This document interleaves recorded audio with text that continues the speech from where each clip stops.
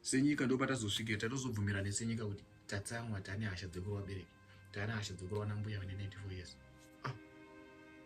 This is so sad. Izvi zvinosiririsa, izvi zvinonyadzisa. Shuwa Masoja kubata mukadzi mukuru, kumurwa Magaro, mukadzi mukuru ane 94 years. Yo. Senyika yasvika magumo. Tsika dzedu dzakaenda semashoni. Tsika dzedu dzakaenda sevana diki. Haticharemekedzwa nakuru, hatichatye botso. So guys, today I'm back nenyaya inosirisa, nenyaya is very sad and sitombofara, I'm not even happy. Kuna mbuya Varohwa kukoti vane 94 years vamweni unoona muzukuru wavo anga asungwa vakusvika vakurwa Nemasoja. Imagine guys, kurwa ambuya vane 94 years kumagadziko. Please, I'm not even happy.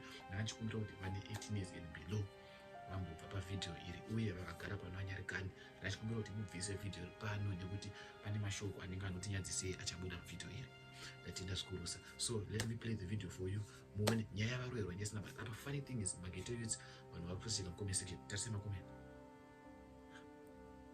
Ungaseki amai vako vane 94 years. Like I'm not even happy and sikufara umana. Ndakatsamwa singete zvionere mega video rinotera. Please ndati wakagara pano anyari kani sundurukai muropozai video runori. Sure makuru amidzimi edu amuchashike ngozi amai vane 94 years kowachembera magadziko. Aiwa sikufara. Let's see the video.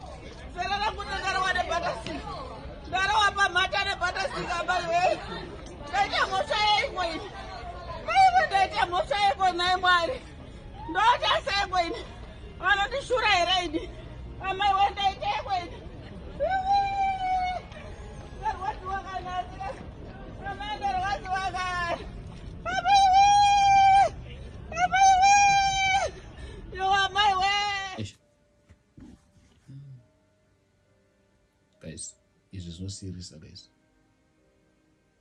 Let me end this video nona matra Zimbabwe. Mwari baba. Todzoka nyika yedu pamberi penyu. Isusu vadiki hatichatyi, haticharemekedzwa vakuru. Tibatsirei baba, tiremekedzwa vakuru. Vana vadiki hatichazivi kwekuenda. Titungamirirei muridzo remugwara. Amen. If you have watched this video till the end, please like, comment, share, subscribe to our YouTube channel, to my YouTube channel. Please guys, let's respect elders. Please guys, ngatiremekedze vakuru.